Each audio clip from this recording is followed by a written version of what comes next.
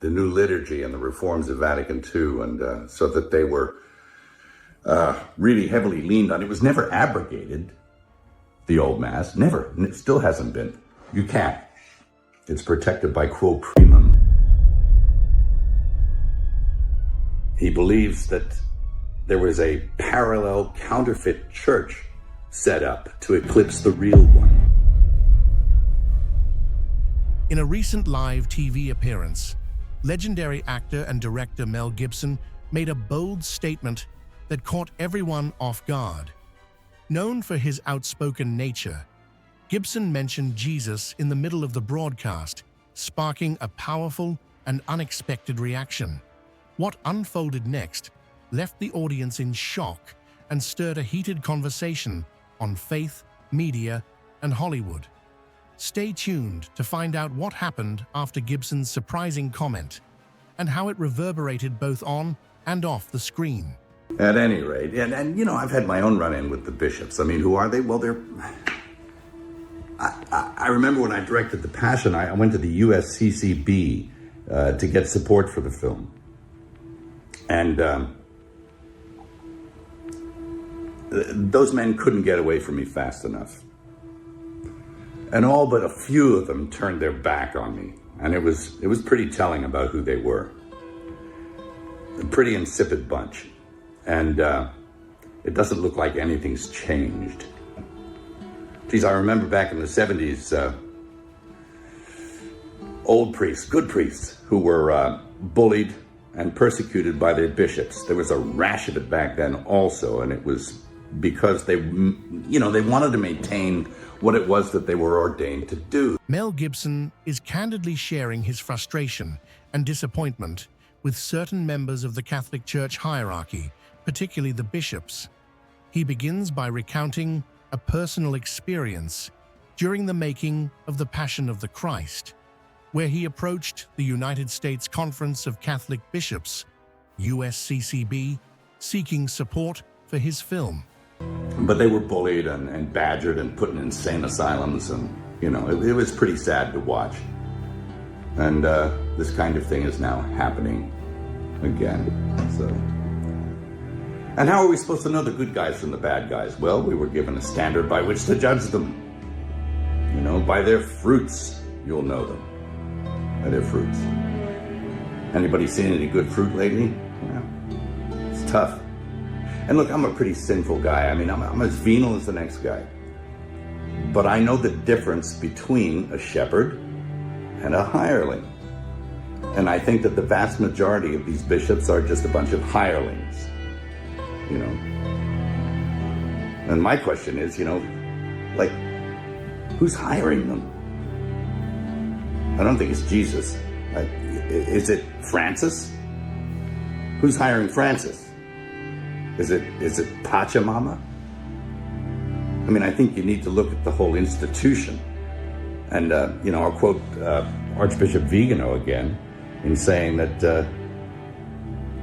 Instead of receiving encouragement, Gibson recalls how many bishops were quick to distance themselves from him, turning their backs and showing reluctance to be associated with the project.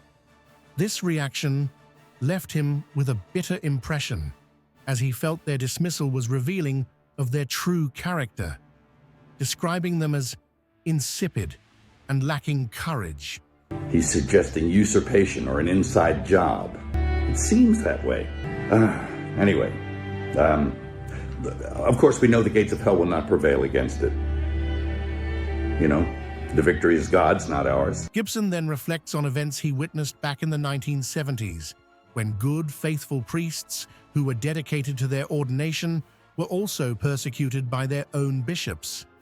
He recalls seeing these priests bullied, harassed, and even placed in insane asylums simply because they refused to conform to changes within the church that they believed compromised their core mission. And it will flourish if we keep it in our hearts. It can flourish in our hearts and keep the faith. And that's what's going to happen. That's what I encourage you to do. Again, I'm sorry for your pain, the injustice. I'll definitely throw something in the hat to add my support And God keep you and God bless you. These priests, according to Gibson, wanted to stay true to the essence of their ordination, but were mistreated for standing their ground. He suggests that this troubling behavior of church leadership is not a new phenomenon, but rather a recurring pattern, with modern priests facing similar challenges. His concern seems to center on how the church has often failed its most faithful servants, allowing internal politics and power struggles to overshadow true spiritual leadership. Personally, I know many priests who have been canceled, but not for the reasons you'd think. I mean, it's not like they did a hit-and-run drive and left the scene of the crime, or embezzled church funds, stole the altar wine, or committed some other heinous crime. No, not at all. And who's persecuting them? Well, their own bishops. How's that? Yep. Who are they? Well, they're a pack of men who generally passively sit by and tolerate any kind of nonsense. Mel Gibson expands on his criticism of the Catholic Church hierarchy, specifically focusing on how priests are treated within the institution. If one of their priests utters something that resembles orthodoxy, well, then they spring into action, they reprimand him, and they bully him and do their best to cancel him. And it succeed. They drum him out of the service, off he goes. I'm really sorry about that. That's a grave injustice, and it's kind of white martyrdom. He starts by mentioning that he personally knows many priests who have been cancelled or removed from their positions, but not for the reasons one might expect. And it's nothing new. It really isn't. It's nothing new. And it's a symptom. It's a symptom of a very deep sickness that afflicts the church. It did not happen overnight. He emphasizes that these priests weren't involved in serious criminal acts like embezzlement, hit-and-run accidents, or other illegal activities. If anyone's familiar with the missives of Archbishop Vigano, he says that the seeds of erosion of the church were sown with the reforms of Vatican II, and I agree with him. He suggests even that we scrap the whole thing and go back and do it the way it was before. And it was a pastoral council, after all. I mean, there was nothing wrong. It didn't need to be fixed. They were doing pretty well. Instead, their persecution comes from within the church itself, and the people responsible for this treatment are their own bishops. At any rate, and I've had my own run-in with the bishops. I mean, who are they? Well, I remember when I directed The Passion, I went to the USCCB to get support for the film. And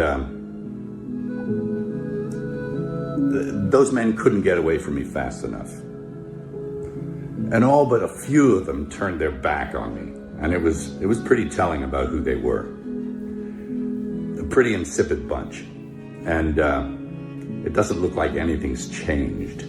Gibson seems shocked and dismayed that bishops, who should be spiritual leaders, are instead the ones silencing or punishing these priests. Geez, I remember back in the 70s, old priests, good priests, who were bullied and persecuted by their bishops. There was a rash of it back then also, and it was because they wanted to maintain what it was that they were ordained to do. They didn't want to go along with the new liturgy and the reforms of Vatican II, and so that they were really heavily leaned on. It was never abrogated, the old Mass, never, and it still hasn't been. You can't. It's protected by quo primum. But they were bullied and badgered and put in insane asylums, and it was pretty sad to watch. And this kind of thing is now happening again. He describes these bishops as a group of passive men who allow any kind of wrongdoing to occur without intervention. He implies that this passivity or willingness to go along with the system, even when it's corrupt, leads to the unjust treatment of priests who are trying to stay true to their calling. Drawing from his personal experience, Gibson recalls how he too had a run-in with the bishops when he directed The Passion of the Christ. he approached the United States Conference of Catholic Bishops, USCCB, for support.